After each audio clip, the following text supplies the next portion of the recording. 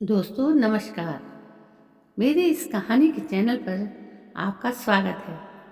आज की कहानी है माँ का सच। मेरा नाम सुशीला है। मेरी एक 14 साल की लड़की है जया। मैंने अकेले ही उसे पाल कर बड़ा किया है। जया और मेरी एक छोटी सी दुनिया है, लेकिन हमारी ज़िंदगी में ऐसी कई बातें हैं जो मैंने जया से छुपाई हैं। जया अपने स्कूल जाती है और मैं अपना छोटा सा पार्लर चलाती हूँ। जिंदगी हम दोनों की आराम से कट रही है। हमें एक दूसरे के अलावा कभी किसी की ज़रूरत नहीं पड़ी, लेकिन उस दिन के बाद शायद हमारी ज़िंदगी में फिर कोई आने वाला था। मैं पार्लर का सामान लाने के लिए शहर गई थी। जया को साथ नहीं ले गई थी, वो घर पर ही थी। जिंदगी में कभी कभी ऐसा होता है, वो अचानक ही हमें कुछ सरप्राइज दे देती है। मेरे सामने अजय था। एकदम अचानक ही वो मेरे सामने आ गया। उसके लिए भी शायद ऐसा ही था।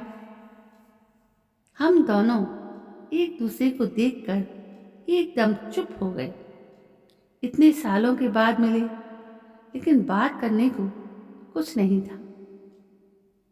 अजय वो था जिससे मैं शादी करना चाहती थी। हम दोनों एक दूसरे से बहुत प्यार करते थे, लेकिन हमारी किस्मत ही खराब थी। इसकी वजह से हम दोनों साथ नहीं रह पाए। अजय इसी शहर में आ गया था। अजय ने कहा कि उसने बहुत मुझे ढूंढने की कोशिश की थी, लेकिन ढूंढ नहीं पाया, क्योंकि मैं अपना नंबर बार बार बदल देती थी। इस कारण उसकी मुझसे बात या मिलना नहीं हो पाया था। अजय आज भी मुझसे प्यार करता है। उसकी आंखों में मुझे दिखाई दे रहा था। वो बोला कि वो आज भी मुझसे शादी करना चाहता है, मेरी बच्ची को भी अपना लेना चाहता है, लेकिन मैंने उसे कुछ भी जवाब नहीं दिया। मैं जाने लगी तो वो उसने मुझसे बहुत कुछ बोला कि मैं अपना नंबर उसे दे दूं, और मैं न जाने क्यों इस बात के लिए उसे मना ही नहीं कर पाई। वो अचानक यूं मेरे जीवन में इस तरह वापस आएगा, इस बात का मुझे पता नहीं था।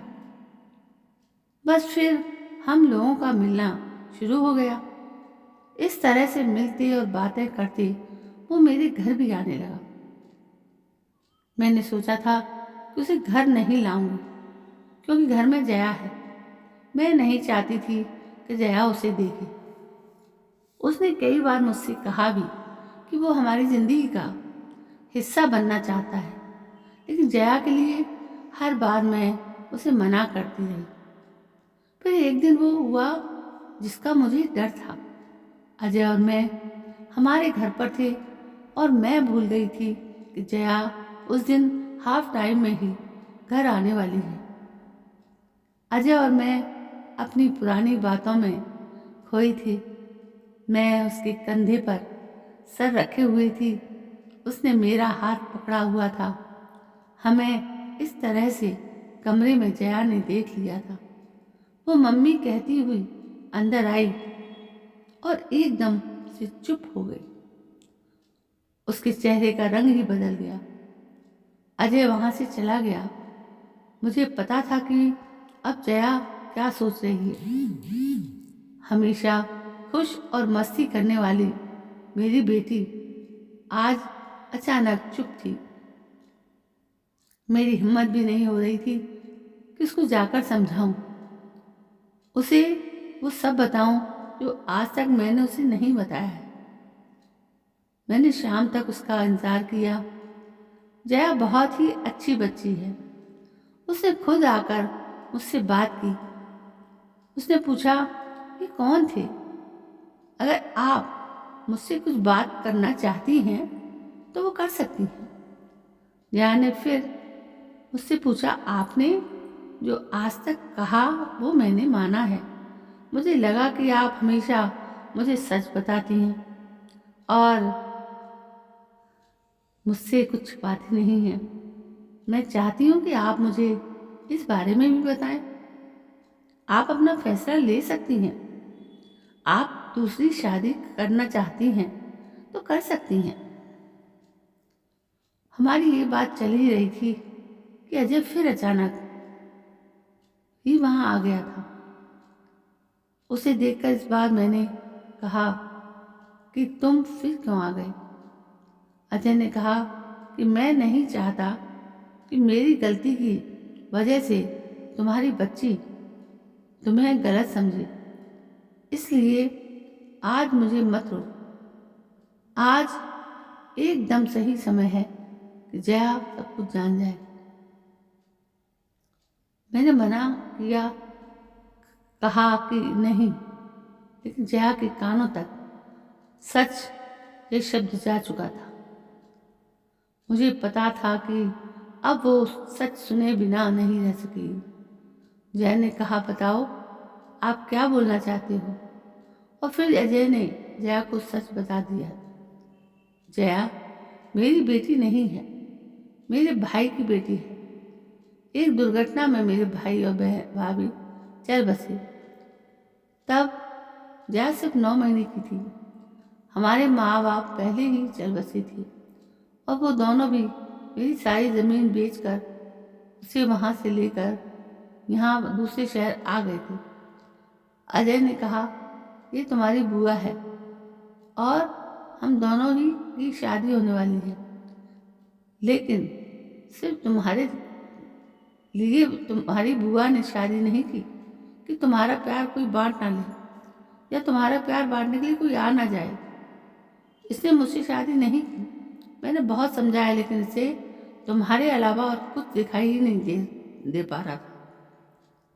बहुत सालों बाद मिले तो हम एक दूसरे से बात करे बिना नहीं रह पाए। मैं इसे आज भी कह रहा हूँ, लेकिन अभी भी ये मना करती जा रही। जया सुनकर मेरी तरफ देखती है और पूछती है, ये क्या बोल रहे हो माँ? कहो कि ये सब झूठ है। मेरी आंखों से आंसू निकलने लगे। मैंने कहा कि बेटी, भले ही तू मेरी जान है, लेकिन तूने मेरी कोख से जन्म नहीं लिया।